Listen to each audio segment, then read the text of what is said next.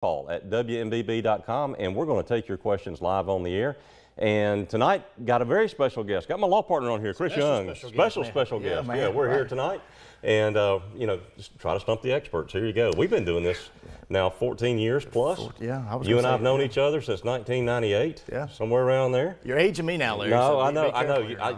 You know, you talk about my, you know, what I put in hair products and things like that. You got to, but you're looking good, man. After all these years, we got road years on us, but we're going to be taking your questions live tonight.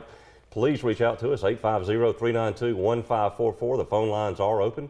You can email us at lawcall@wmbb.com, and we've got an email question that came in between the break. Let's go to that real fast.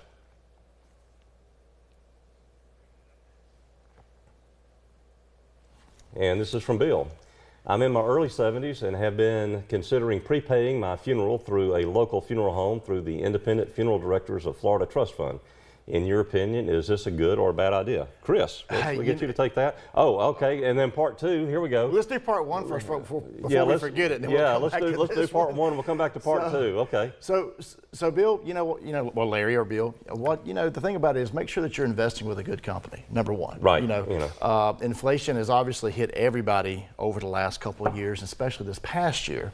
And so if you're going to buy something through a funeral trust that allows you to offload some of the expense or defer some of the expense, or maybe just take care of some of the expense. Or prepay the expense completely, yes. Right. In the future, I would highly recommend it because there's a lot of people out there who don't have the money to pay that at the end when somebody passes away, and then you're stuck with trying to figure out how to pay a funeral bill, right? Right. So Bill, when you pass away, if you got a spouse or you got children, they're going to be looking around saying, all right, well, how much did Daddy want to spend on his funeral? Is $5,000 too much? Is $15,000 too much? Is $25,000 too much? And that might be a cheap funeral by the time that Bill passes away. It might be. Right. So 70 is the new what? 55. I mean, so Bill, you're going to be around a long time. Yeah. You might as well take advantage of that. And if it's part of the Florida Trust Fund that's there, usually that's backed very good. And you're not going to have to worry too much about it going bankrupt or not being there. You just got to worry about your funeral home that you're going through. Go through a reputable funeral home when you're doing that. That has been here or been in the area, whatever area you're calling from, Bill. A funeral home that's been in the area for a while. Right. There's a lot of agencies out there that make you think that they sound official, Larry. Right. Yeah. So do your homework on the trust fund. Make sure that's something that's actually legitimate, and you could probably ask around to your local funeral homes. Do they recognize that name? Is that a company that they would normally do business with? And if they do, guess what? It's probably reputable, and I would highly recommend that you do that. If that's not a good enough company for you, so to speak, just ask around. Ask the funeral homes. Hey, who do you recommend? I mean, we know many funeral directors around town. Great people, man. They're just great Christian people, honest, and they want to help you do the right thing and lead you in the right way. And I'm sure they would give you great sound advice. All right. And Bill actually had a part two, and let's go back to that because that was looked a little bit lengthier. On my automobile insurance, I currently have 25-50-25 on liability and bodily injury coverage. Well, I got to commend you for that. At today's cost, should I have more? And what is the minimum you would recommend for someone on a fixed income? And how old should a vehicle be before dropping comprehensive and collision coverage? Man, that's a mouthful. We're going to go through your entire automobile policy here, Bill. And, being on a fixed income is one thing, but we don't know what your other assets are, and we don't know what we're trying to protect. So let's talk about that for a few moments. Well, a fixed income is a lot different for a lot of different people, Larry. Right. Okay. I mean, Warren Buffett, world's richest man, is on, quote, fixed income because he gets Social Security. That's part of his fixed income. Now, he's got, other assets. Larry, I think you and I both agree. We always tell our clients or anybody that asks us, buy enough insurance that you can afford. Right. That makes sense, that does not, affect your fixed income, whatever that number may or may not be, because you don't want to get in a situation to where you wish you would have purchased more after the fact. So, Bill, the first part of that question is, if you're struggling to pay that premium, now premiums have gone out of if you're in the state of Florida here, they've gone out of the roof. I mean, they have skyrocketed to where I'm not even sure how people can justly afford some of this anymore. Some of the auto insurance premiums that we've seen have gone up 50%, 60%. Goodness. Well, ours personally have gone up, With no accidents. With no accidents, right. No tickets. And so, Bill, buy as much insurance as you can afford that makes sense for your plan, your monthly plan, your monthly budget, okay?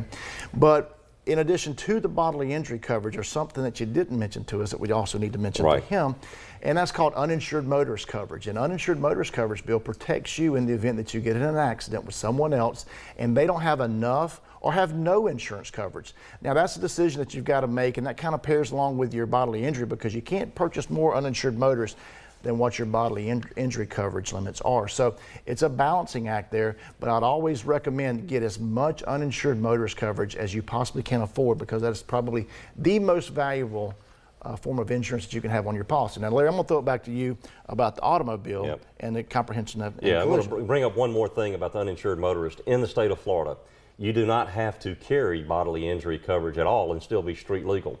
So that's why we strongly encourage people to purchase uninsured motorist coverage, because 1 in 4 people that are on the highway either do not have bodily injury coverage or do not have any coverage at all. Chris, you and I are working on something, through the state legislature, through the governor's office. We're trying to get that law changed, but until then, I mean, it is the law. You don't have to have bodily injury coverage to be street legal, and if you get hit by somebody, that underinsured or uninsured motorist coverage protects you and the people that are in your vehicle.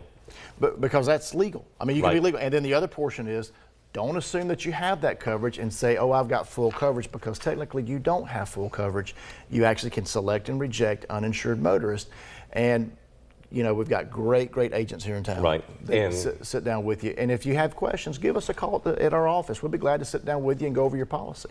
And again, financially on the comprehensive and collision. So what that means, folks, is let's say that a tree limb falls on his car and and damages the car. That's what the comprehensive comes up with. The collision coverage is if you hit somebody hits you and they don't have enough insurance, and then it's covered as well. So what you want to do, again, is make an economic decision based upon your income and based on the value of your vehicle as to whether or not you want to drop that. Because if you drop that, you are now self-insuring yourself for the entire loss of your vehicle, whether it's through a collision where it occurs, or comprehensive where a tree limb falls on it, or there's some other type of damage to your vehicle. So that's a financial decision you have to make. And again, you kind of got to pair it up. You got to say, all right, well, this is too much. I mean, in 2 years, I could buy the entire car again. Then at that point, it's probably something to consider. But if it's a newer vehicle, certainly you don't want to do that. And make sure, if you have it financed, obviously get the gap coverage. If and that's through your lending institution. Larry, I think we have a caller. We do have a caller on the line. I think we got Kim on the line. Go ahead, Kim. Kim, how can we hello. Yes, ma'am. Go ahead, Kim. I have a question. Question. Me and my husband separated. We've been living in different homes now for about a year, and he's older than me. And he's currently gotten sick. And I've stepped back into his life to take care of him. Physically, he's been in the hospital. And his children have now decided to step in his life. And it's kind of hard. And it's hard on me because they're making me feel the same way they did when I left him, because the reason why I left him was because of his children. If something happens to him, am I having to fight his children for something that me and him worked together in the last 20 years to be? Meaning, because his children older. I'm 13 years his junior. Yes, ma'am. So Kim, there's when you're talking about a family issue, I didn't hear anything about a divorce, Larry. No, they were separated, but not divorced. Not divorced. So you are technically legally his spouse, and no matter what the children decide to do or don't do, you still have a voice. And the Florida statutes and the courts recognize your position as a spouse in the event that your husband passes away. And so if he passes away with a will, he can designate who he wants to get what from his estate. If he passes away without a will, that's called intestate, and the Florida law steps in and tells you who gets what and how it's divided. And so even though you're separated, you're technically still his spouse. And you have standing to contest and be recognized as part of his estate. Now, I believe there's a question, there may be something she told our producer about a death benefit. Right. You know, now Larry, if that's a death benefit, I assume that she's talking probably about an insurance policy, Well, right? it could be two things. It could be, Social Security, or it could Right. be life insurance. But let's take both of those. Go ahead with well, I was going to pitch it to you, but go Okay, ahead. all right. Yeah. Well, with life, so your husband still has a right to make a will, so long as he's of sound mind. He can make a will and start making determinations as to what's going on. Now, as a spouse, you still have rights. And if you don't want to get into a situation where everybody's fighting over a little bit of money and let the lawyers eat it up. Right. It's best to try and work these things out. And I know that it's difficult, and I've seen these situations many, many times where families don't get along, especially in a blended family or a mixed family. Y'all got to put your differences aside. It sounds like that your husband's going to pass away sometime. Or whatever he's going through is not reversible. So this is something that y'all need to try to shore up and kind of get a united front on. Right. And fighting over what's going to happen when he passes away, he could he could spend it all between now and then, and nobody would have anything left. Yeah. Now, life insurance is a little different.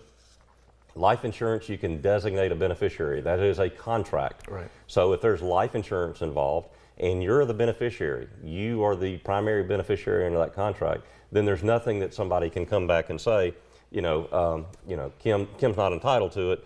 XYZ Life Insurance Company is going to pay out whoever the primary beneficiary is under that insurance contract. In addition to that, Kim, depending upon your age, you will receive Social Security benefits.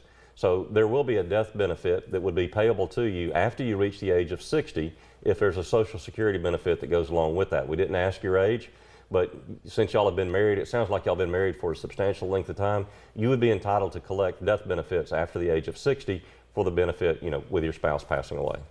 Larry, also, if there's a power of attorney that's right. out there in the universe, that person actually controls a lot that's going on right now. It really, could, yes. And so, Kim, just be mindful of that. If there's a power of attorney out there, your husband has given somebody the authority and the power to act on his behalf, and it's his interest. And sometimes those power of attorneys are broad-reaching documents that allow them to make changes to contracts, to insurance contracts, or financial documents, or bank accounts. Right. So please, by all means, make sure that you understand your rights.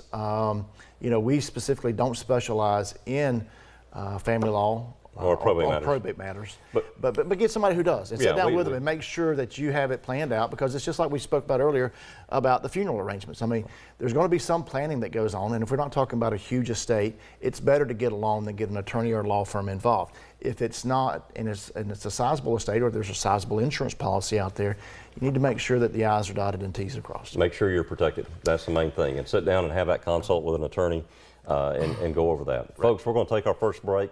Ask us anything. We'll be back in just a few moments.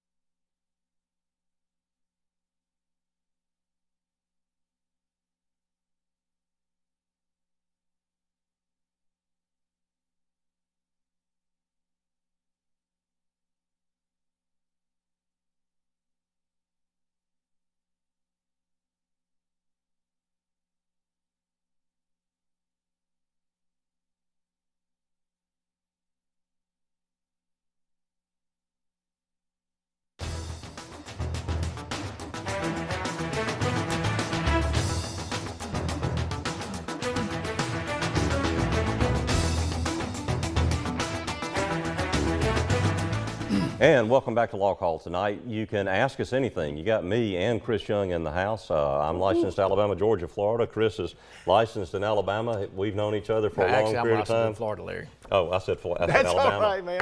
You got Alabama on your mind because y'all playing for the y'all in the well, I'm gonna go ahead and say it. You're gonna be playing for the national championship. So every game, every game's important. I'll go ahead and give it to you, man. Every game's important. No, don't give it to us because we got to go for it. We've got an email question. Let's go ahead and go to that real fast. We've got Marie. At what age does a child have a say as to who their custodial parent would be? That's Marie.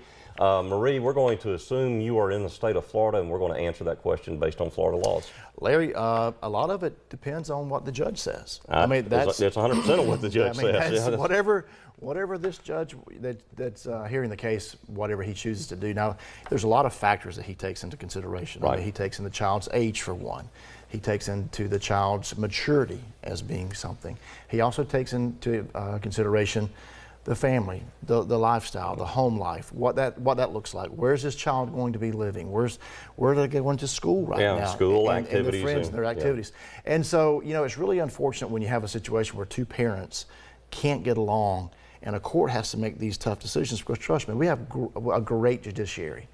And when you're putting those individuals on the line to have to make a call about what's best for the child because neither you or your spouse can agree that gets tough at sometimes, you know, and that's where the judge has to weigh all these factors in addition to basically asking the child and figuring out what's better for that child. Right. And sometimes you have children that just they get that wild oat, that wild Or they're hair. mad because they didn't get a PlayStation. Or they're mad because they got a curfew at one house at 8 o'clock Right. and no curfew at the other house. Or one parent wants to be the more liberal parent while the other one wants to have rules. Right. And so that's why judges, you know, there are considerations. And usually it's about at age 14, judges take things into consideration. But again, if mamas and daddies can't decide, do you really want a judge stepping into your front door and making that decision? Do you really want that to happen? And sometimes, you know, children, I mean, I'm a product of a divorced family. It was an easy decision in my mama's house. I mean, my daddy moved away, was gone, had nothing to do with our lives. You know, I'm part of the throwaway family. I get that. Okay, so that was a little bit different, a little bit time period. You know, so mama had me 100% of the time, and daddy, if he showed back up once every 3, 4, 5, 6 years, he wasn't coming to get us to take us anywhere because, you know, where have you been lately, Dad? Right. You know, and if it's that kind of situation, you know, the judges have a real easy decision to make at that point in time. But typically, you know, a judge is going to try to rule to where it's 50-50 co-parenting and time, unless there's those considerations for schooling, work, activities, you know, what's in the best interest of the child is the overriding support for all of it. And if mamas and daddies can't agree, then you're going to ask a judge to issue an order, and that order is to wherever the child's going to stay for that period of time is going to have an adverse effect on one of the parents, if not both of the parents, in child support payments and allocations. So, go ahead. No, finish your thought. I'm sorry. Let me cut you so off. if let's say that the child says, well, I'm going to stay at mama's house, you know, an extra 20 days out of the year, that might be enough for a substantial change in moving around the child support allocations. Mm-hmm. Or if we say, all right, one child's going to stay with mama and one child's going to stay with daddy, but now one's going to stay with mama and the other, it just creates confusion.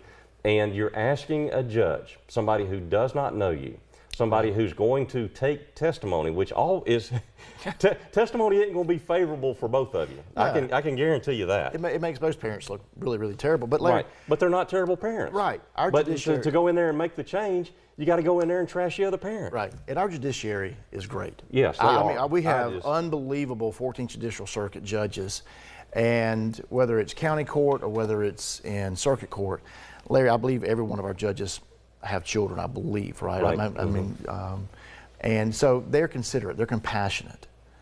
If you're dealing with somebody outside of our circuit that we don't know their family life, I mean, my word, you could be having someone who does not even have kids and maybe don't even like kids, right, making this decision. Or they, you know, and I've actually seen judges, and I'm not talking about our judges here locally, because I'm in courtrooms in Alabama, Florida, and other places across the United States. I was in one in Alabama one time, and he looked at the 16-year-old young lady and he says, "Lady, young lady, you're not an adult." And in Alabama, it's 19, by the way.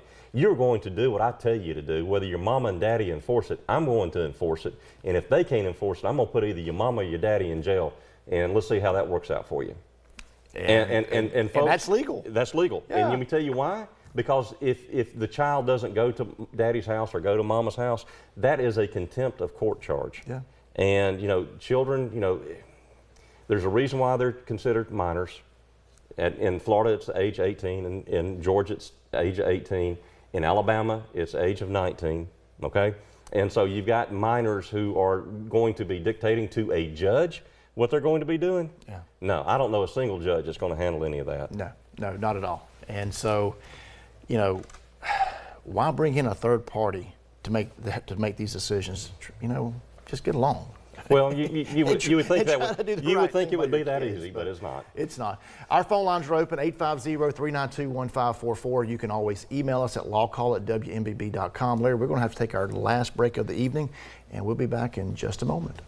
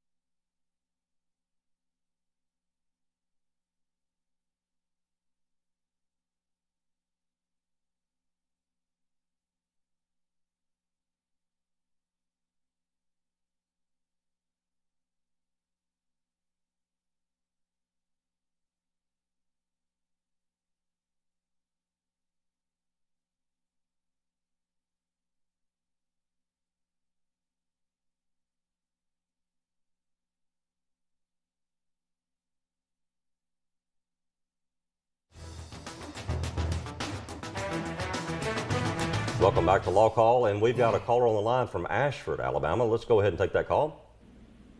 Diane. Hello? Diane, how can we help you tonight? Yes.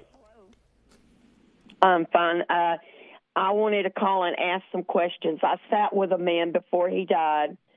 He passed away in August, and he asked me, he told me he was going to pay me $20 an hour to sit with him, and I told him, no, it'd be fine to do 15. And he passed away. I had 179 hours tied into sitting with him. And they moved him from the hospital into a rehab center. And he passed away right after he came home from that. He never did get well. And so the man that has inherited everything promises to pay me, but the company, the law firm that's handling his estate, told me I have to see my own lawyer. Okay. Well, Diane, just real quick, in Alabama, you can file something in, and since an estate has been opened up, you must file in a notice of claim for your 179 hours at $15 an hour. That is a form that can be filled out. If we've got your information, we'll call you tomorrow. I'll get you an email address and I'll send you the form so that you can fill that out. You don't need a law firm to necessarily file that in for you, but we'll be happy to coach you through that. Okay, Diane? Now Diane, understand, if you have any more questions about that, find somebody in your area, in that county, that can help you out. Now, what we're going to do when we talk about filing a notice of claim, That's making the court aware and the estate aware that there's a claim being filed against this estate. Now, whether it's valid or not, and whether you have any proof to back it up is one thing, but at least they have to start contending with that claim, and they cannot close that estate out until they resolve that claim. Resolve the claim, handle the claim, or object to the claim. Right, and so, you know, if they contest that or object to it, you actually may have to have an attorney come in and represent you in court to validate that for you. So, you know, you need to find someone up there. We'll be glad to help you walk through the process and how the procedure normally works. But understand that, you know, if it gets to where it's going to have an objection and somebody has to step in and start arguing that in front of the judge, you're going to need somebody in your county to probably do that. Yeah, we got some great friends up there who are attorneys. Will be more than happy to make some appropriate referrals for you up there. Absolutely. So well, Larry, we've got about a minute and a half, I think something like that. We've got a lot of shout outs tonight. Left in the show. So you have a lot more than I do right there. No, So you go right ahead. Okay, well, I don't know what words you got for me then. All right. So my wife is watching out, Ashley. She's sitting with the boss man, and my mom is watching. Mom, I hope you get feeling better. And Trace Smith, Judy Smith, Bill Calloway's watching from Shelbyville, Alabama. Miss Pam Myers. I got to call you that, Miss Pam. That's right. So our guys over at the Grand Marlin. Gary Starr, glad you're watching, man, and hope you get feeling better.